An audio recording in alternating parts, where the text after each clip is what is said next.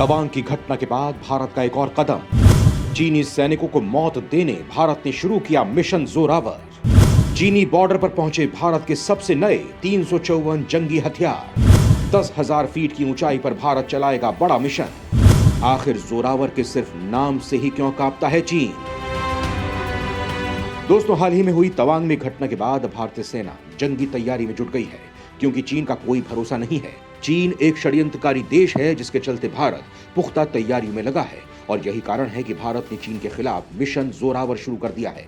यानी अब सीमा पर चीन के खिलाफ भारत के वो सबसे खतरनाक लड़ाके पहुंचने वाले हैं, जो न केवल घातक हैं बल्कि इनके प्रहार का चीन के पास कोई जवाब नहीं है। चीन उनका जवाब नहीं दे पाएगा। वहीं दोस्तों, इनके अलावा जैसा कि हमने आपको पहले बताया था कि भारत एलएसी पर चीन पर जीत की गारंटी देने वाला एक हाईवे तैयार कर रहा है। अब हम आपको ये बताएंगे कि हाईवे किस तरह से भारत के इस मिशन में मदद करने वाला है। यानी तवांग की घटना के बाद अब चीन की उल्टी गिनती शुरू हो गई है। वहीं दोस्तों, हम आपको ये भी बताने वाले हैं आखिर जोरावर सिंह नाम का योद्धा कौन था, जिसके सिर्फ नाम से ही कांप उठता है चीन। ये सब हम आपको बताएंगे, तो वीडियो पर बने रहिएगा आखिर तक। चीन के साथ भारत कर रहा जंग की तैयारी। भारत के मिशन जोरावर के तहत पहुंचेंगे नए योद्धा। दोस्तों, तवांग सीमा पर चीनी सैनिकों के जारी तनाव के बीच भारतीय सेना ने अब ड्रैगन को जोर का झटका देने की तैयारी कर ली है। भारतीय सेना में जोरावर टैंक को शामिल करने की तैयारी चल रही है। इस टैंक का नाम भारत के नेपोलियन कहे जाने वाले जनरल जोरावर सिंह के नाम पर पड़ा है।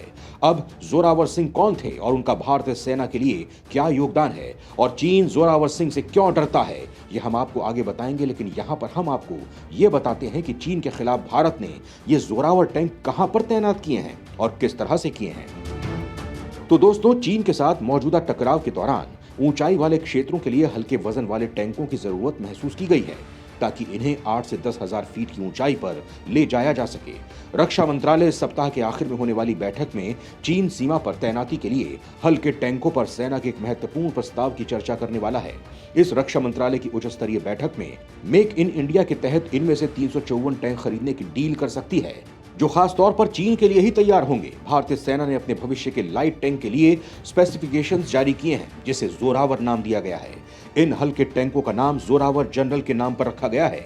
इन टैंकों की मदद से सेना को मैदानी, अर्ध रेगिस्तान और रेगिस्तान के अलावा अधिक ऊंचाई वाले क्षेत्र, सीमांत इलाके और द्वीप क्षेत्रों के साथ सभी इमरजेंसी में मदद करेगी।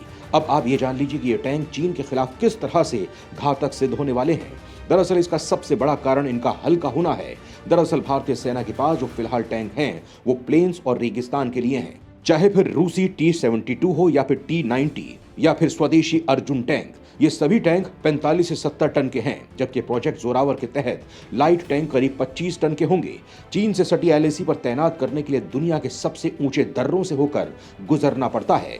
ऐसे में T-72 और बाकी भारी टैंकों के लिए एलएसी पहुंचने में खासी दिक्कतों का सामना करना पड़ता है। यही वजह है कि भारतीय सेना हल्के टैंक लेना चाहती है। प्रोजेक्ट जोरावर के तहत हल्के टैंकों में भारी टैंक की तरह ही फायर पावर तो होगी ही, साथ ही आर्टिफिशियल इंटेलिजेंस युक्त ड्रोन से भी लैस होंगे। ये हल्के टैंक ऊंची पहाड़ों से लेकर दर्रों तक से भी निकल सकते हैं।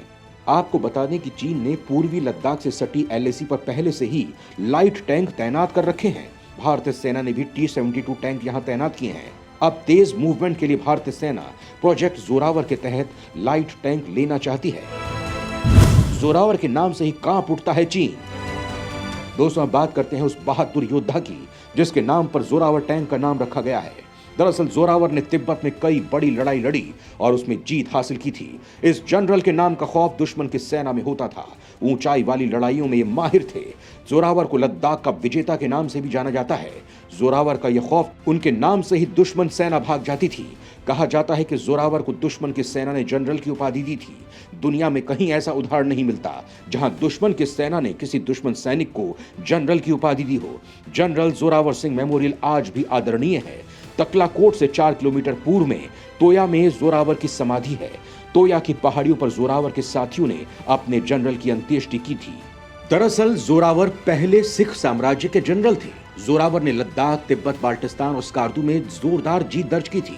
जोरावर का जन्म हिमाचल प्रदेश के हमीरपुर में डोगरा परिवार में हुआ था। उनका परिवार हिमाचल से बाद में जम्मू चला गया था। जोरावर एक महान प्रशासक, जोरदार लड़ाका और रणनीतिक कमांडर थे। जोरावर ऊंचाई वाली लड़ाई में माहिर थे। उन्हें पहाड़ की चोटियां पार करने में मेहनत नहीं लगती थी। वो सुरु नदी के जरिए महज 5,000 सैनिकों के साथ लद्दाख पहुंच गए थे।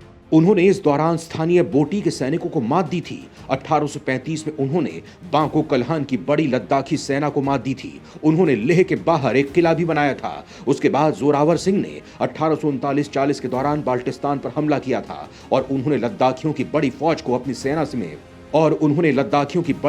अपनी सेना में मिला लिया था।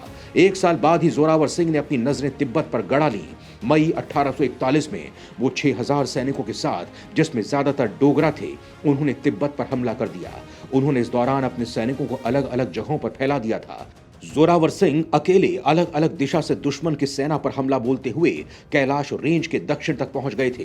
जोरावर की सेना के सामने विपक्षी पस्त हो गए और वो मानसरोवर झील को पार करते हुए गारतोक तक पहुंच गए। उन्होंने तिब्बती सेना को मात दी।